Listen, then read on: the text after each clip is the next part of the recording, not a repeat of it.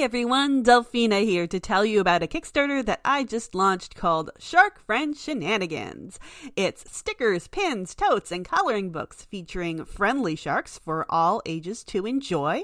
You can hop on board now through October 11th at somnolus.com/sharks. Thank you so much for any support you can give and enjoy the show. Just do it! Don't let your dreams be dreams. Yesterday said tomorrow. So just do it! Make your dreams untrue!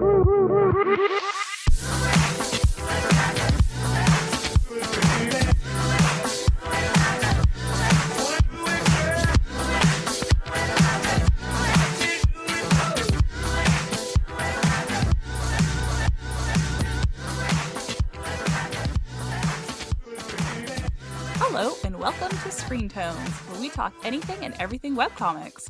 Today we're going to be talking about lettering, putting the words on the art of your comic, panels, and tips and tricks to keep everything readable.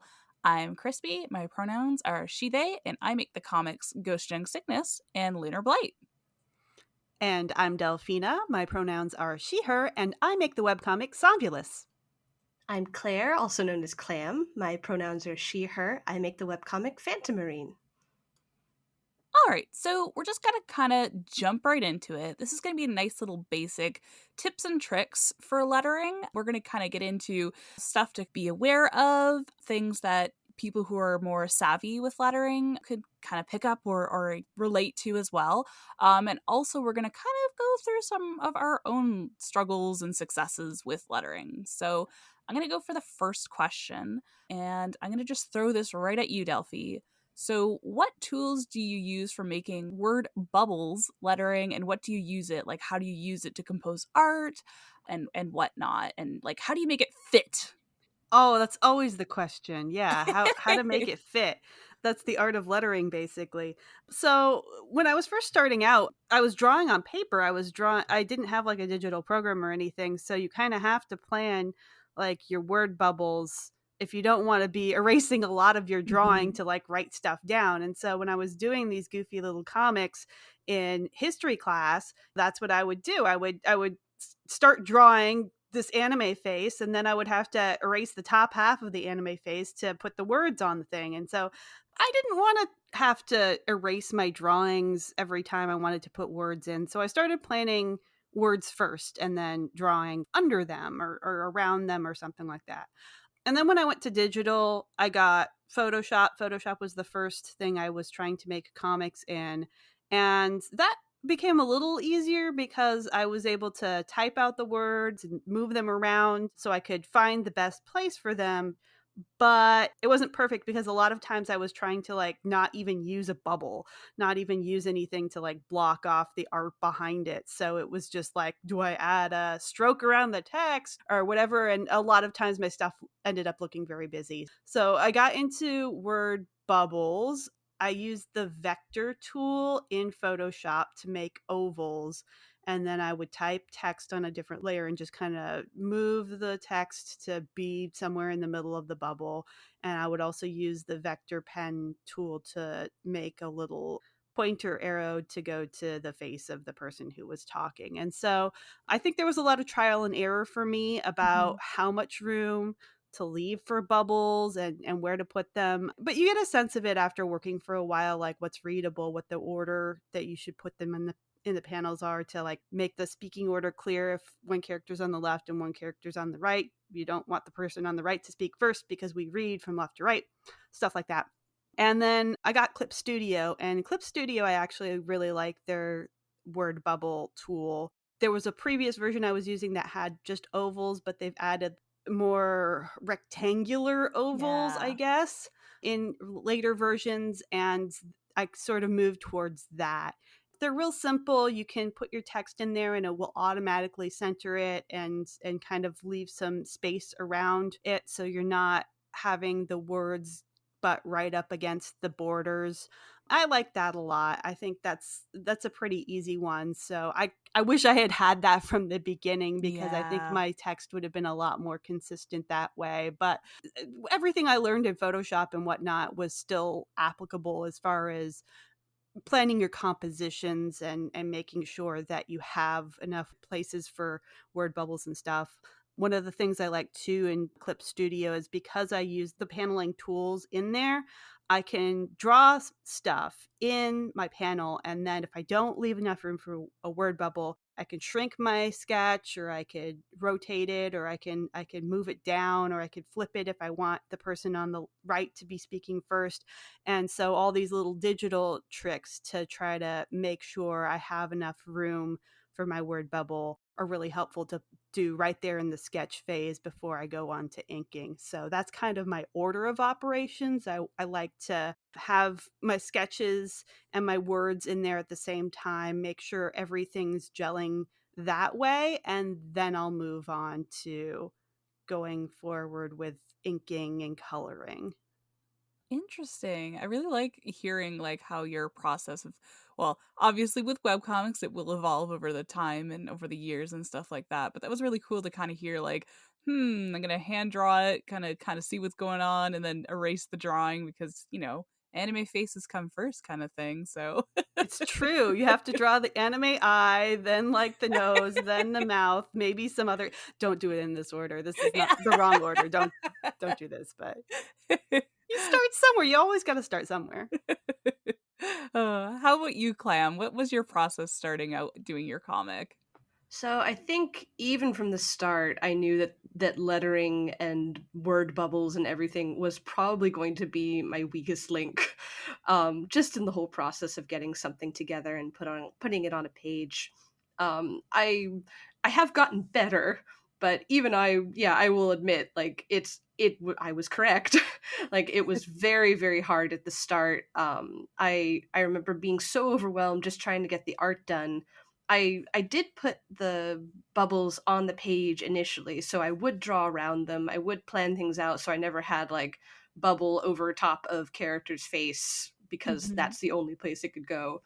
But I often didn't draw the art behind the bubbles, so like if I wanted to change my mind on something, it was quite difficult later on. So there's all of these pages are so like Frankenstein together in terms of like me changing my mind a couple years down the line because like, oh, I learned this was something that I shouldn't be doing, or this is something I should be doing. So I certainly didn't start cleanly, but I think I kind of prepared myself mentally where I was like, this is just how it's going to be. Like, this is the part of comic making that I know the least about in terms Hmm. of like sheer technical limitations and requirements, because at the very least like I took a typography class in college that at the very least taught me very basic thoughts about like, at the very least, make it legible. Whatever you Yeah. do, make it so you can read it. That is the number one goal.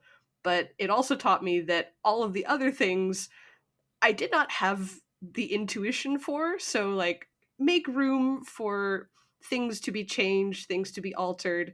I had the thought of like hand lettering everything from the start, and Oh.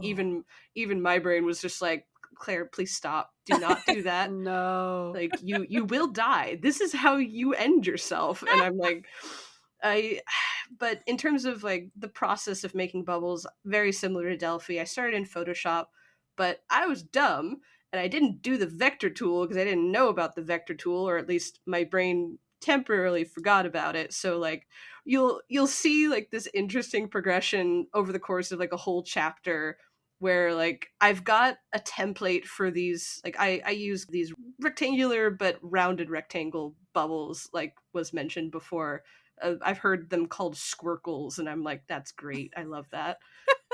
But I use that, and I use the same thing over and over again, so I didn't have to hand draw them. But you can just see like the quality and the pixelation like decreasing and increasing Oh respectively over the no. course of a chapter. And right now I am paying the piper on that. So don't be like me. Use your vectors, which now I do because now I do all my lettering in clip.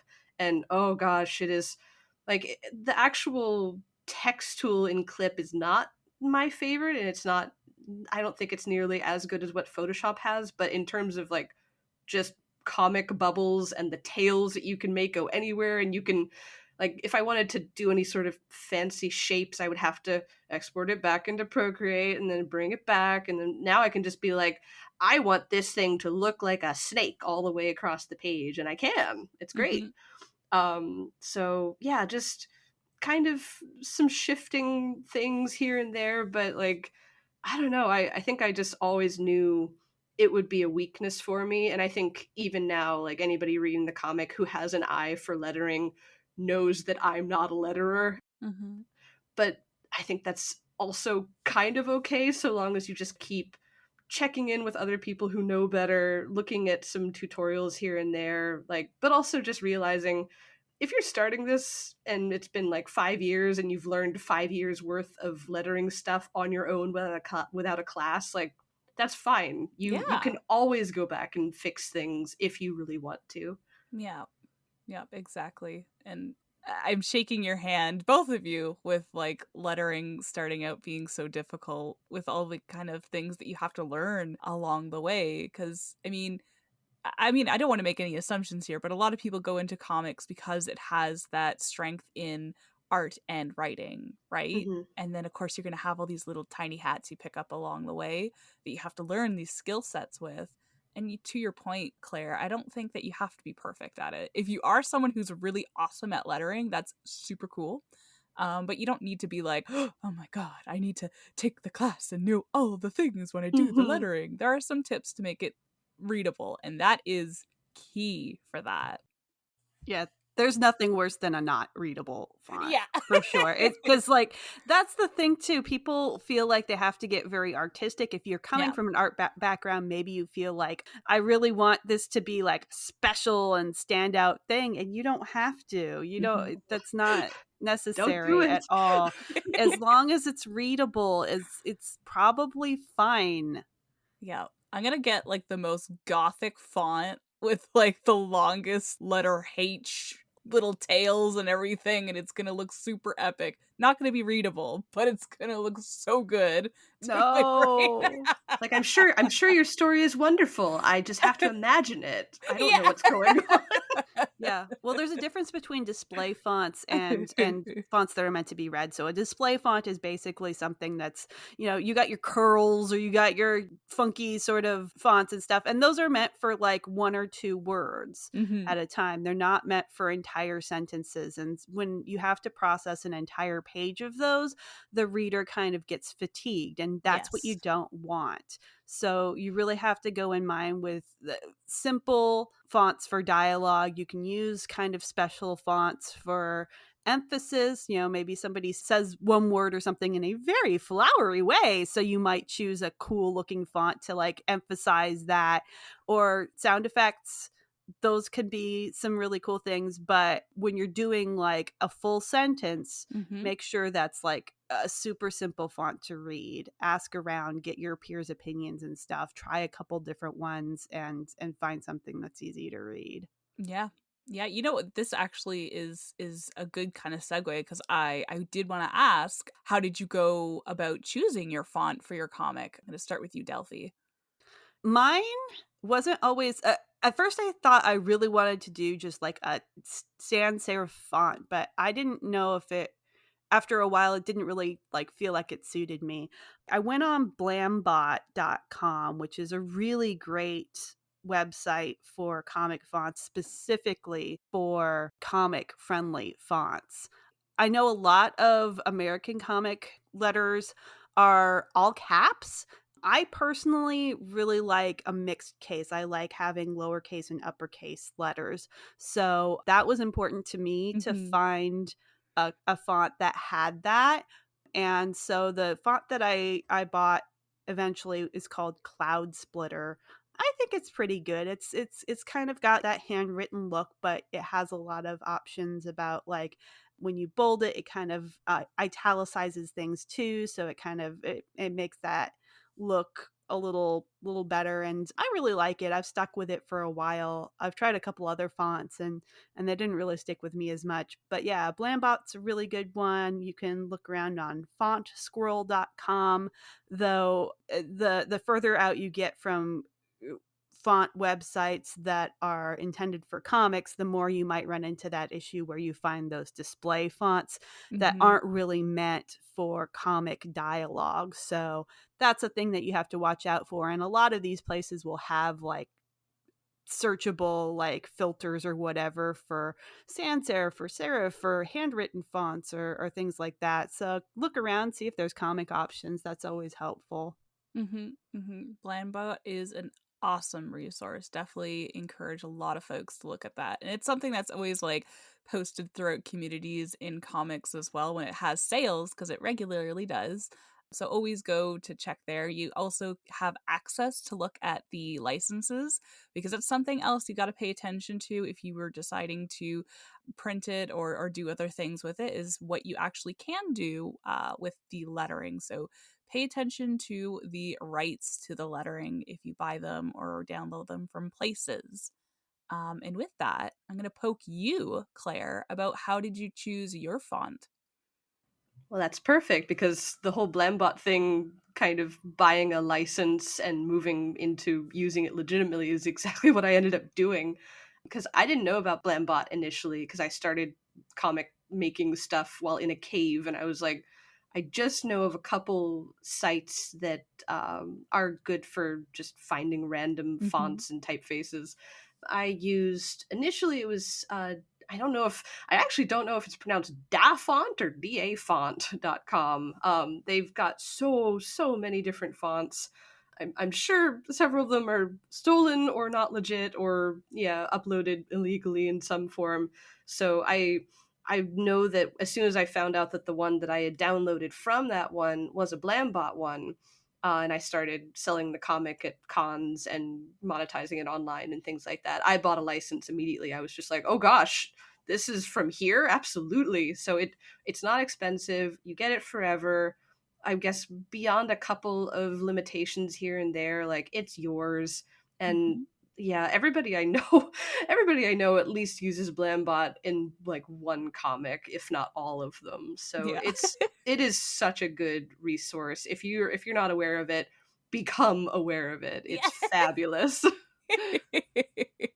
I've definitely gone and gotten some inspiration from there, from Blambot, to just see how the letters interact. And a lot of the fonts that they use, they're really aimed towards being comic fonts. And Hmm. like Delphi was kind of saying, is that you want a comic font to be readable and existing in a bubble. And when you have something really, really fancy, like our super gothic, awesome, super cool letter H things, like, yeah, that'll look good with a title here and there, or a really cool word in one of the bubbles, but to read that whole thing will definitely cause readers to get some fatigue with that. So Yeah.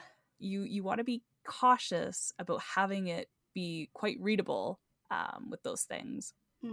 I did a test page like at least 7 years ago at this point where I downloaded a bunch of different ones and I just tried the dialogue in all of them and I was just like, okay, a lot of these ones they would look really good in kind of a context of like I'm just going to write out quick brown fox jumps over the lazy dog sort of thing. Hmm. Like it looks good not on a page. So then you download it and you're like, "Oh, this is great." And then you look at it on the page it's like, oh god, like something's wrong. And I remember I downloaded some that it would match the comic again, like Delphi said, in terms of like a display font, using Yeah. it as like chapter headers or the title itself. Like it, if you looked at that font in isolation, it looked like it matches the comic, but in actual use, it would either be too thin or not really matching the line weight that I use when I do use lines,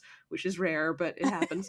But just yeah, I kept falling back on the one that I use is called Digital Strip 2.0 BB for very specific sort of stuff. It's so basic in terms of like this is just a comic font that can be used everywhere, but like I'd rather have that than something where I get a message like 3 years down the line being like, I love the art of this comic, but I've never been able to read it. And it's like, whoa, Oh, oh God. Because I know people like that where yeah. you you open it up and you're just like, I guess I'm gonna have to do my best or not. So Yeah. far better to err on the side of like boring basic, or to you what's boring and basic, but in terms of like actual designs of these fonts, like they're designed this way for a reason, so there's no reason to fight that. You don't want people being so distracted with your weird original font that they can't like look at your art. Like your art is there to be the like the cool eye-catching thing. As ignorable as you can make the text as possible, that's actually probably a good thing, especially if you don't know what you're doing. Just like make sure that that is so intuitive and easy to read that people don't even give it a second thought. And once you get there, then you can start playing with, okay, well now I'm going to introduce some special things to the font that is going to like challenge you because I've established a normal. And I say in graphic design, like you can't make everything bold. You can't make every text bold because then nothing is bold. Hmm. You have to use like special effects or whatever as highlights because then they'll actually mean something. Yeah. Yep, exactly. That's such a good point too. And I did want to say that as much as the font Comic Sans is kind of japed about, it actually was created and designed to be a very readable font, and it's really, really easy to just power through places that have it. And there are lots of people who do still use it for that reason specifically because it is readable. And that's what you want. You want people to have that accessibility to your work. You want it to be easy and readable for that. So I'm going to actually jump right in there. Like, how do you keep stuff readable? Yeah, it's about choosing a font, but I feel like that there's other things that we have to kind of pay attention to when we're doing that font. So what do we got to say about that, Delphi? Oh gosh. Okay. So once you choose the font, you also have to choose colors Hmm. and a word bubble treatment. So like the most readable thing is usually going to be a white bubble with a black outline and black text inside of it. You don't have to do that. You can make your bubbles like a little more transparent or something like that if you think that's a cool effect. But just note that the further you stray from that, the less contrast you're going to have. And contrast is sort of the key to making things seem readable. So if you decide, oh, I'm not going to do any bubbles, I'm just going to put the text straight on the art and it's going to look really cool and seamless and stuff. You can do that, but you got to be really careful planning your art. You have to make sure that none of the art is too busy or fighting with the shapes of your letter Hmm. forms because then it starts to become less readable. You might have to like get creative with your soft brush tool and like make something darker or something so that a white text would pop off of it or something. It's all about the contrast. And so you need to experiment with that. There's no like one rule where I can say, yes, this color on this color always works because everyone's art is different. So you do want to experiment with that. You want to show it around to people and say, is this easy to read or not? I don't tend to like colored fonts too much. There's some people who get away with it. I think Sleepless Domain gets away with it.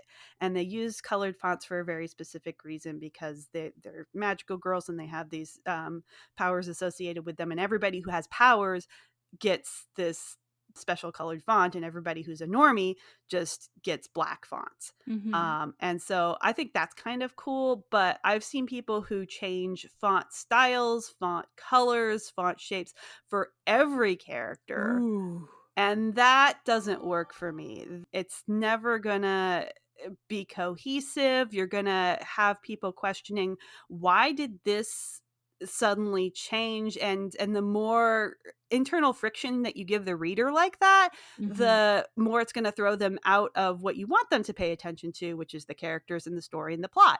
So whatever you can do to just make that easier for the reader, even if it seems boring to you, which is what we were saying before. Even if it seems boring, it's not boring. It's just accessible. Yeah.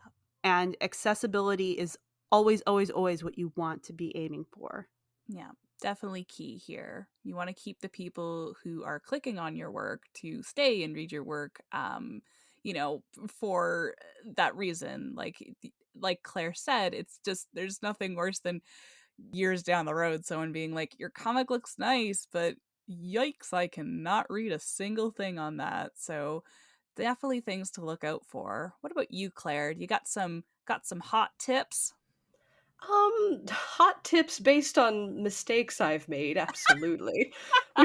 Which is always the case, but I did want to go back to the idea of using colored fonts because I love the idea of it, especially Mm-hmm. like in theory you want to use whatever you have, I guess, in your little comic maker toolkit to be able to add flavor to these characters. Like Yes. I know that I think I did a test page where I did try and use some colored fonts, but it was too hard to balance. I was just like it didn't feel right, but you can transfer that color usage into either the balloons or like the outline of the balloons, which is what I ended up doing, where ultimately like it's black text, white balloon, red outline for whenever Cheth talks in my comic. Mm-hmm. And then when other characters talk, it might be a different color outline. And then I can kind of flip it in and out. Like the bubble will go black with white text when something really serious is going on, or like Cheth is yelling or whatever.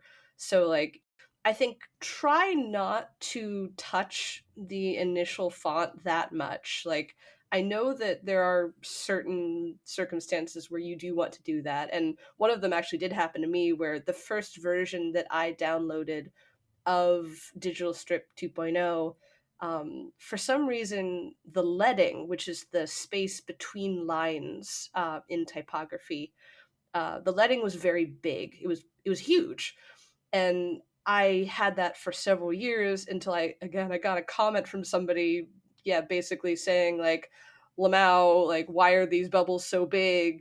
Space between Oh lines so huge, and I'm just like immediately like shrink into my shell. no!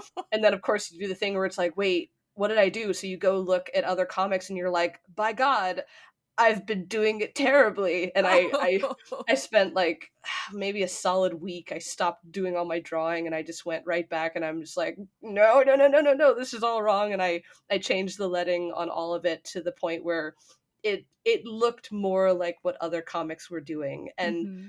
part of me is like, you don't have to do that. It's okay. Like, not you don't necessarily need to be shamed into doing your lettering like everybody else or like the industry standard, because then we might not have some comics that I think have really cool lettering. Mm-hmm. So it's I think just for me, like, I know that I should fall back on what's been done before. I should at the very least respect it, just because like that's somebody who's made a typeface that knows far better than I Mm-hmm. why it looks this way. And I do a lot of stuff with hand lettering in terms of like if a character's shouting or if there's a sound effect, or just I actually really like doing hand lettering, but I know that I am not the kind of person that can design a font or a typeface to be used in a comic at a small size. Like Mm-hmm. I can work big. I can't work small because I know the thought process that goes into all of that. Like it's an art as much as it is a science in terms of like dealing with, I guess, the contrast of shapes, like Delphi was Yeah. saying, and why does this A look different than this A? Like there is a whole, it's engineering, it's design. Mm-hmm. And you can take a little bit of the art out of it and mold it to your own thing, but never forget why it's successful. It's successful because somebody made it, I guess, according to their expertise. And it's right there. Like you can take it and use it right out of the box, and nobody is going to shame you for that. And I think I think more people need to just be like, okay, I'm going to put all my effort into the art. I'm going to put all my effort into the layout of these pages.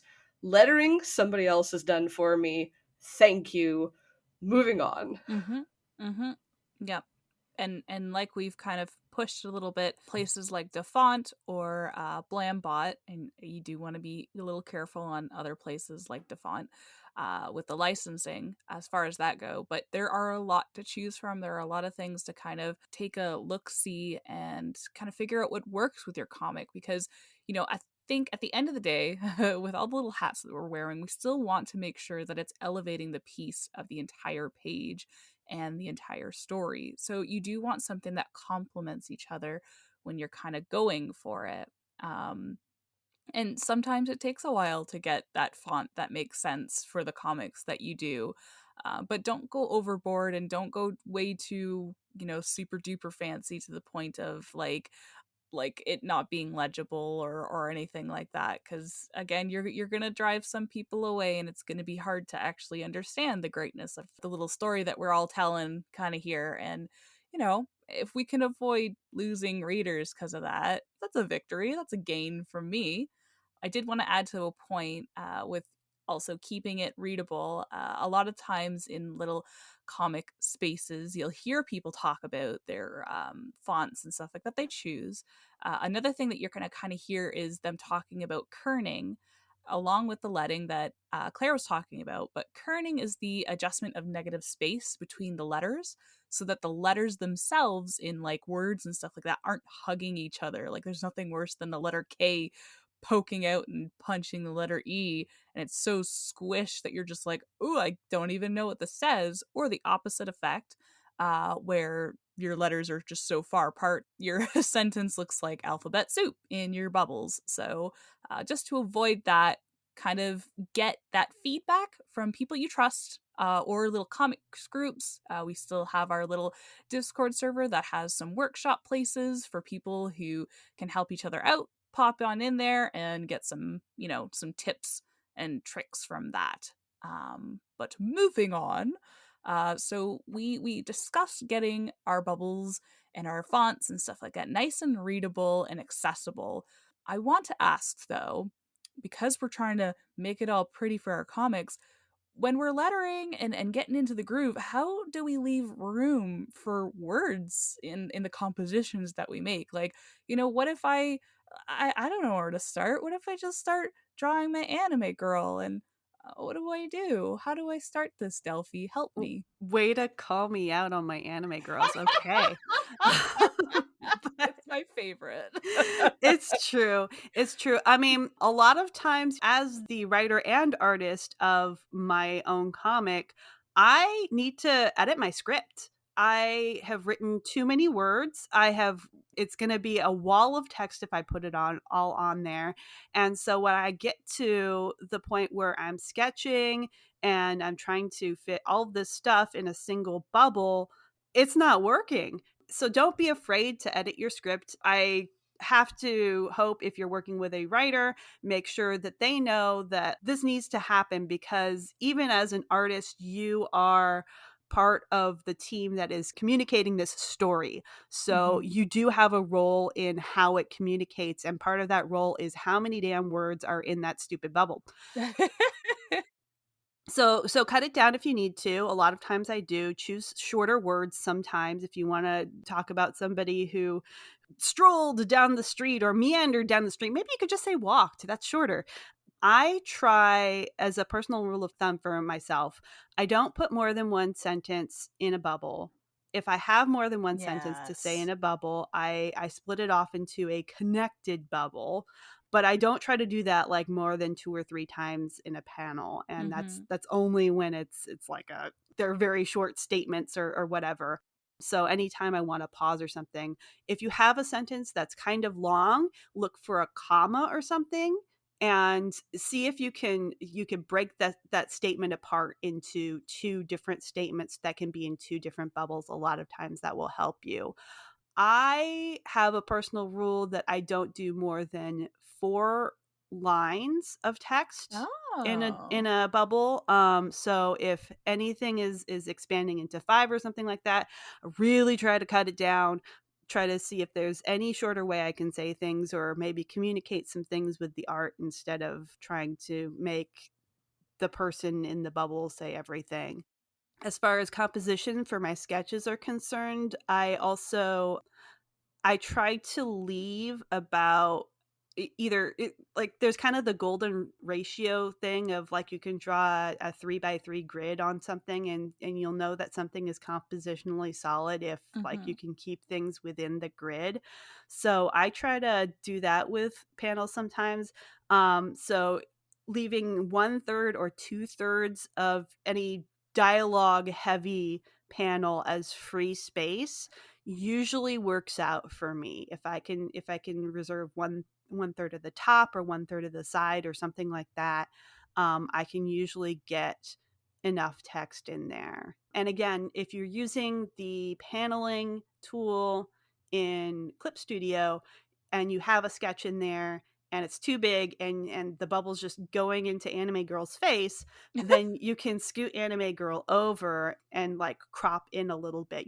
Don't need to show her whole head. Sometimes it can actually look nicer if you crop in because you can get more of the expression and stuff.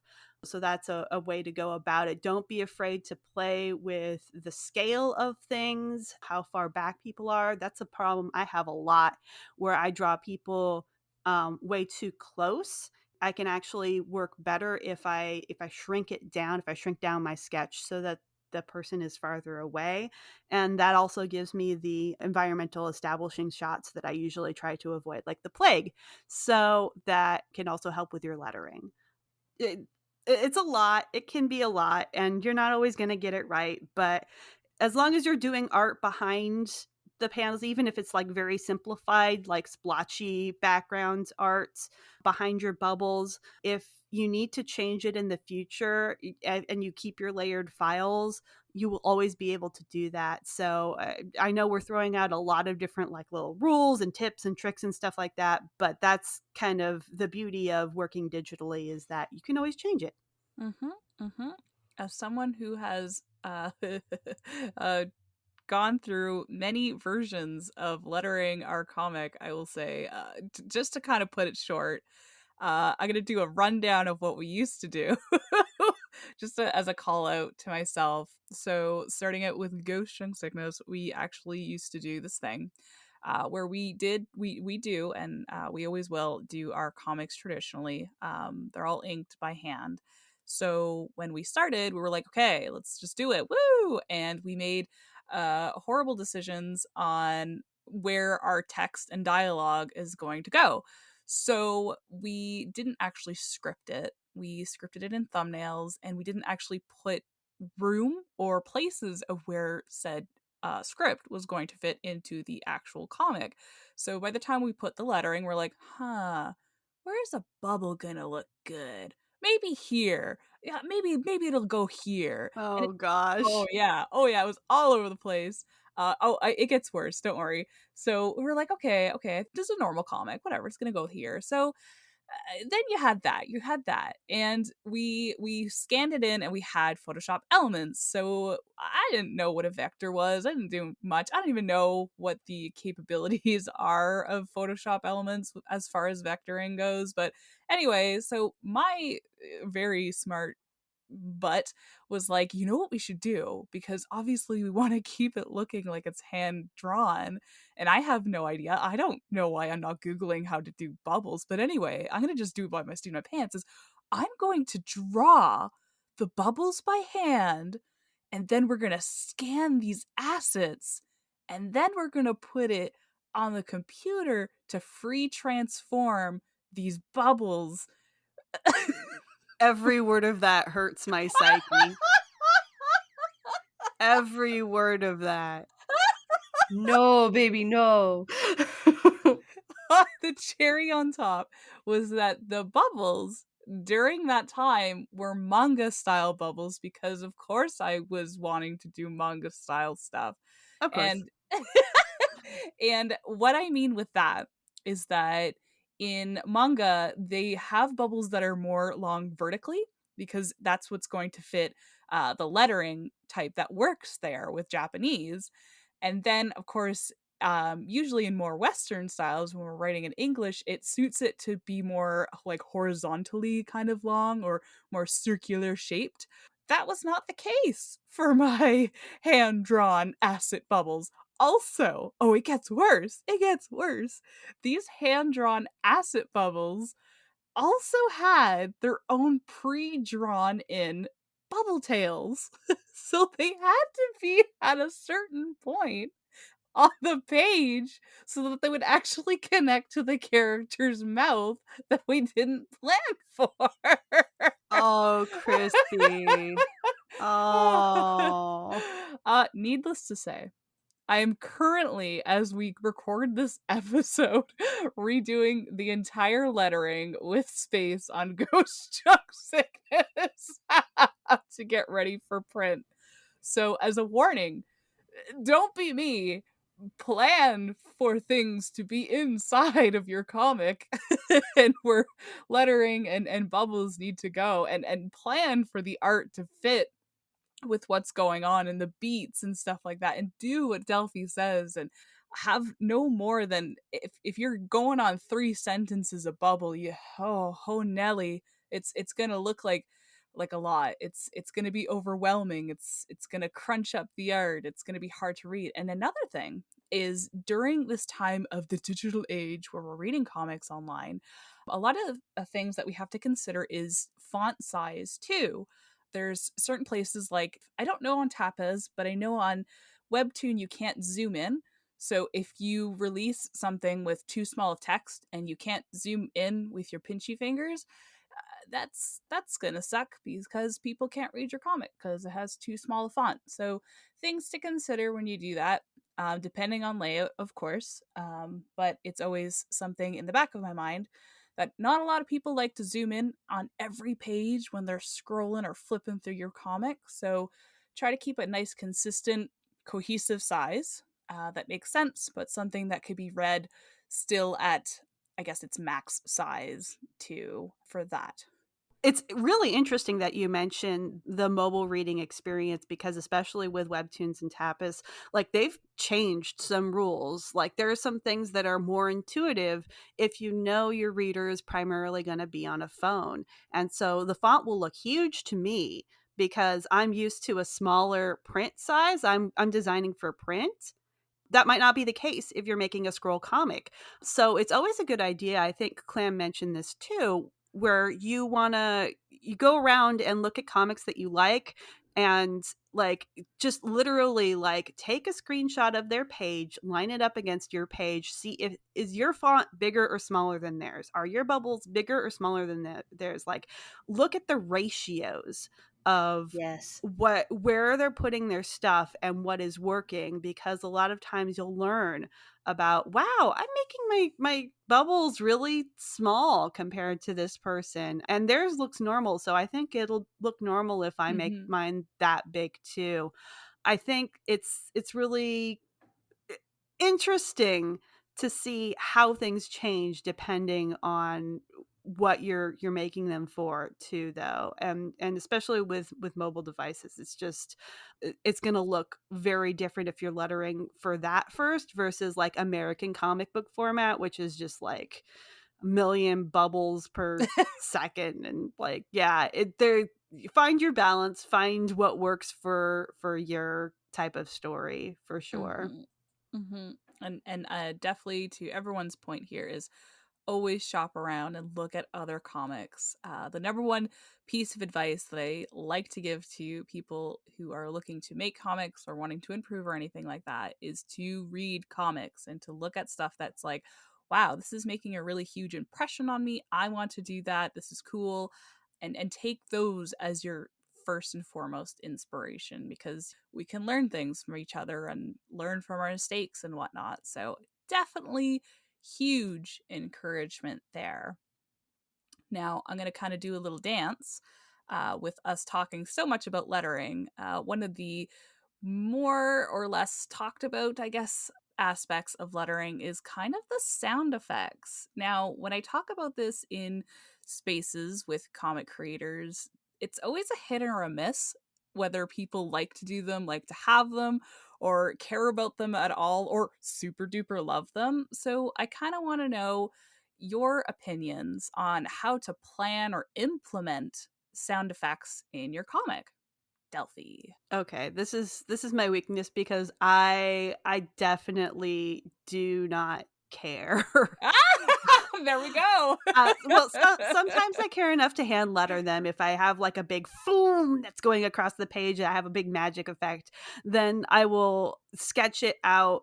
Usually, what I'll try to do is if I know how many letters I'm going to sketch out, how long the word is, or whatever, I'll draw a sketch of the box outline, basically the footprint of each letter, so that I know I have enough room, and I know that if I want to do this effect where it starts like it's small in the center, but then it gets really big towards the outer Mm. edges.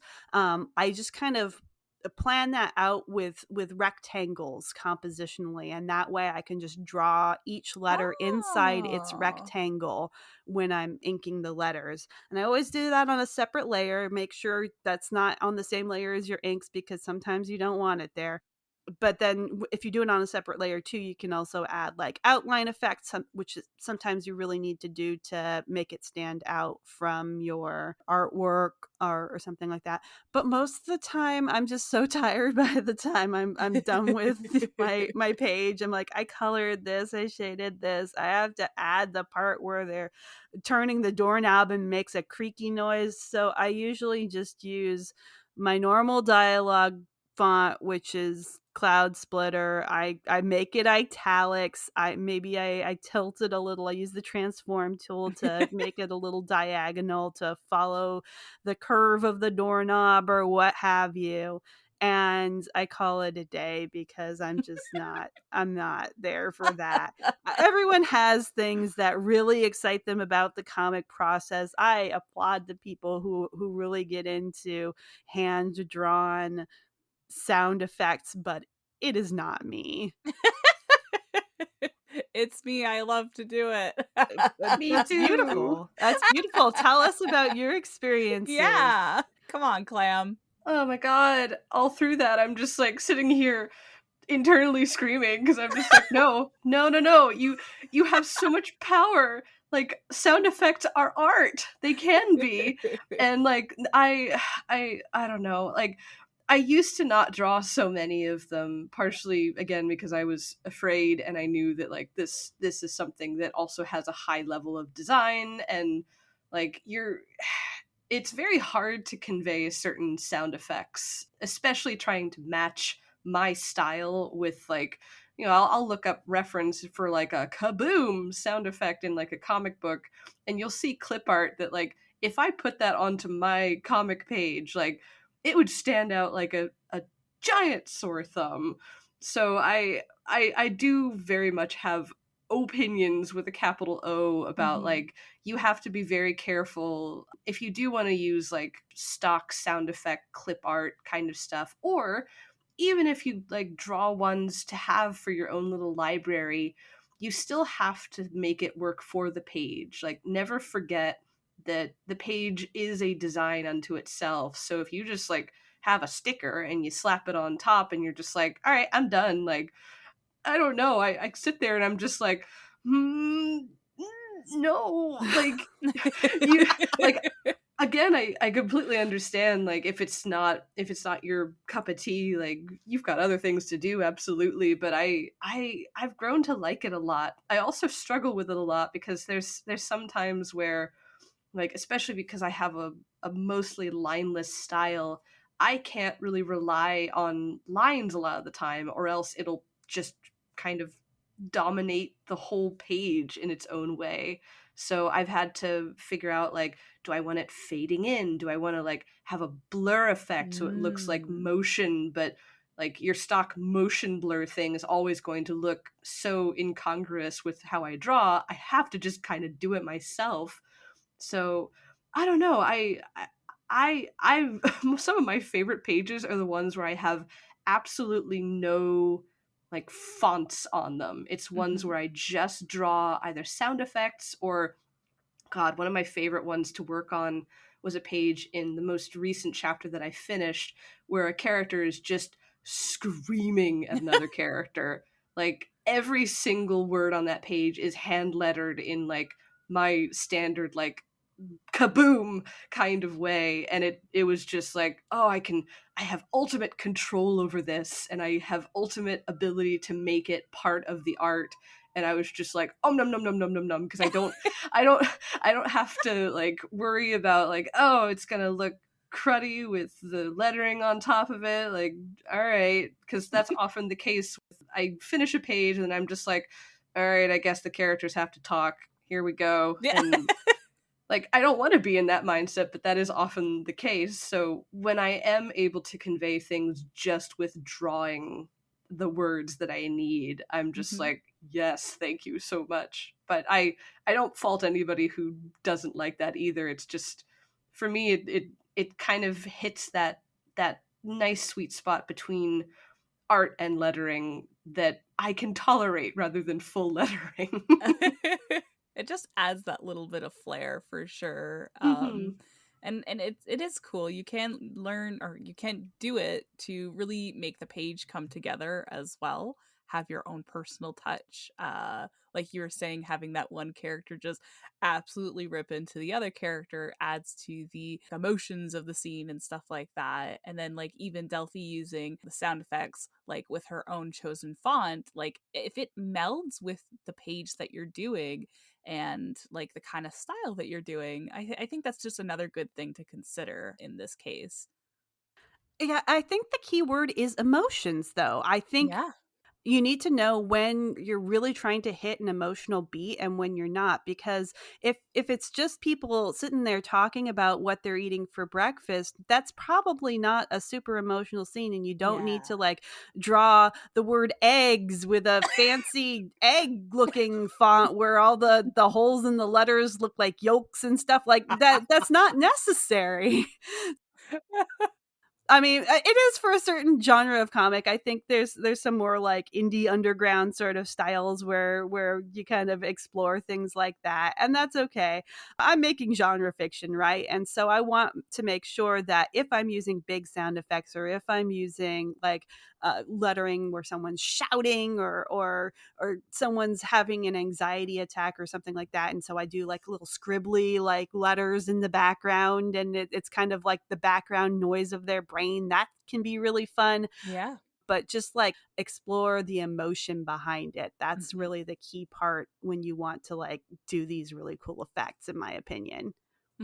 I think it definitely makes for a memorable page. And I think that's like a lot of our goals here. Not to make every page memorable because that's exhausting on the creator and I think on the reader too. But when you get to those moments of characters or explosions or, turning points, like this is something that you can really do to emphasize that will really complement the art and really kind of give it that last final touch. And speaking of which, kind of going in to a little bit of the ending point of our nice little episode about lettering, I did want to ask both of you if you had any last tips or tricks or just something that you're like, please avoid this or anything like that you want to tell our listeners. Delphi, Delphi. Delphi, Delphi. Okay.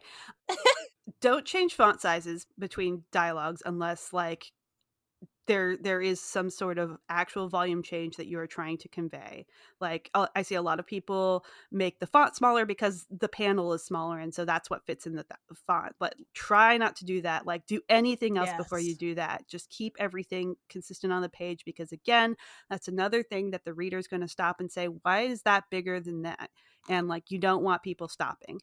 Other fastball tip, like the diamond thing, where if you have a vaguely like circular or ovular bubble, you can shape the words. You can put the carriage returns in your words so that like they'll form roughly the shape of a diamond with like a shorter part on top, and then like slightly bigger in the Mhm. middle, and then tapering back down to a smaller part. This is really hard to explain in audio format. I could draw this out for you so easily, but Blambot has a lot of tips like that about like the shape of that, because I see some people making like the submarine sandwich looking balloons where it's like really long across the page, Mm. and it's a little less aesthetically pleasing than something that's kind of rounder and more compact. And like we were saying too, a lot of us were inspired by manga. A lot of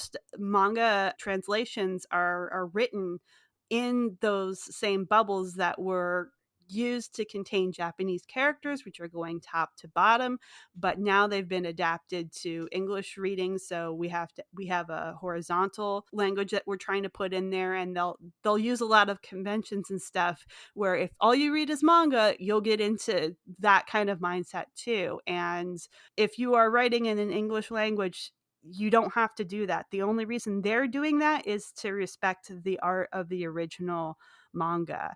But you shouldn't really emulate that, because Mhm. that's not really there's no reason to do that when you're making the entire page from scratch. And the other thing is just, again, just keep things simple. If you're not really sure and you're getting stressed out about the font to use and stuff like that, people can kind of talk themselves in circles about like the best font or whatever. But you can usually at the end of the day make a decision, choose a font that's good for comics, make it black, and make sure that it's about the same size as whatever other comics that you're reading, whatever you're seeing, and it'll be fine. And fine is better than illegible. So don't get too crazy. You don't have to get too crazy. That just keep it simple, stupid. That's like the best advice for like any of the parts and pieces for webcomics. It all boils down to that, the KISS formula. Claire, do you have anything to add to our hot tips section? I don't have much, but I have a couple things that are currently very much on my brain because I am also in pre-press hell and I want to die. Um, but oh god, biggest things for me right now that I am currently fixing are please, if you're aiming to print your comic at any point in the future, even if it's like 10 years down the line, please, for the love of god, do not post your word balloons so close to the edge of the Yes. page that they might be cut Yep. off. Because I've made this mistake before for printing small booklets, and I am deathly afraid of it now, even for a large book, because prepress don't care. Like, it's still possible to have things cut off. You will have a safe zone that represents where you should have all of your word balloons fit on your page. Anything outside of the safe zone is not safe. And printers can make mistakes, cutters can make mistakes. Like, it's stuff where you have to enable your page to have the word balloons not be completely destroyed, because I used to try it on like the far margins of the page, just being like, oh, it'll be fine, and then half the word balloon is gone, and you're just like, oh no, oh god. So please get a template, or at least figure out what your margins will be for Mhm. printing if that is your desire in the future. Make sure all of your dialogue is in that safe zone. Please don't be like me. Or me. The it's just, it's something when you're designing for web or webtoon or whatever, like, you don't think Mhm. about it until you're like, oh yeah, paper has edges, oops. So the other thing that I am going back and fixing is a slightly more nitpicky thing, but it's something where, like, I I read on a lettering thing that was like a sure sign of an amateur letterer is somebody who uses, I've been calling them like crossbar eyes. Mm. So whenever you're looking at a comic and you see a character saying like, I'm going to the store, you'll see an I that has the serifs on top. It won't just be a vertical line, it'll be like bar, vertical line, bar. And that's great. It's perfect for anything being like, I'm going to the store, I'm going to do this thing, I'll be here. Like, that is fine. But any other instance, even in like names, you just want that vertical bar Mhm. I. And that's been something I've been going back because I just, again, I hear it ringing in my head like amateur letterer. I'm like, yeah, I guess so. So it's, but then I go, I laughed the other day because I was reading some of the Chainsaw Man manga, and like they do that, like they use the crossbar I for everything, and I'm just like, well, I guess if they're doing it, it's also fine. So like, again, it's just small Mhm. things where I'm sure that there are ways to bend the rules. There are instances where like you don't need to suddenly read something and go back and be like, I did it all wrong, help me. But it is something where I think there are some things that you can learn. You can choose whether to implement them or not. But ultimately, like everybody has said here, like, please make it legible above Mhm. everything else. There is nothing wrong with just going for that, because that is your story. Like, that is going to be a main component of how you convey the dialogue of your characters, the situations they're in. You do not need anything fancy. And yeah, better legible than illegible and fancy. Please, please do that. 100%. And I'm going to add a couple tips of my own, also learning from Pre-Press Hell. Don't cross balloon tails. Don't do it. It's very confusing for readers when there's crossing balloon tails, unless you're making some kind of silly little jape about it. It doesn't look very nice. And again, it's very confusing to readers. Just plan your art, plan the person who's talking more accordingly so that it reads way more better good. And lastly, always leave room for words to breathe in the bubble itself. So the bubble shouldn't constrain your words, nor should it be too far that it looks like it's swimming in the bubble as well. So there's kind of like, there's no exact measurement to decide this because we're all going to choose different fonts, but just look at other comics like Clam and Delphi have said. Check out how they're kind of doing the spaces and what is easier for you to read. You can actually find more tips on lettering at Blambot.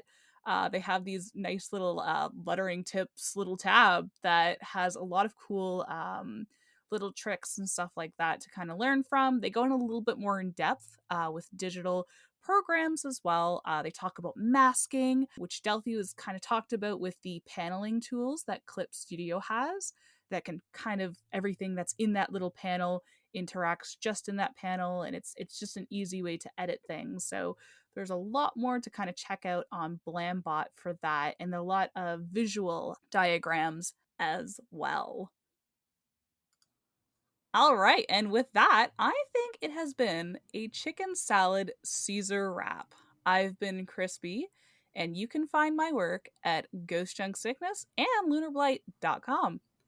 I have been Delphina, and you can find my comic Somnolus at somnolus.com.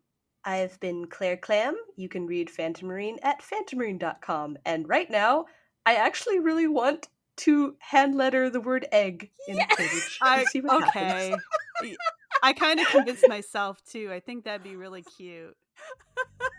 I want to see where I could What fit if it you in, made or the you bubble could. look like a It'd be frying great. pan? Oh, that's cute. Thank you for listening to Screen Tones, a webcomic podcast. Want to know some other ways to support us? Check out our Ko-fi at ko-fi.com/screentonescast, where your support will help us create more episodes, reach cool extra bonus goals, and keep us talking about anything and everything webcomics. You can also find us on Twitter, Tumblr, Instagram, and our Discord server. Thank you so much for listening, sharing, rating, and supporting, and we'll see you next time.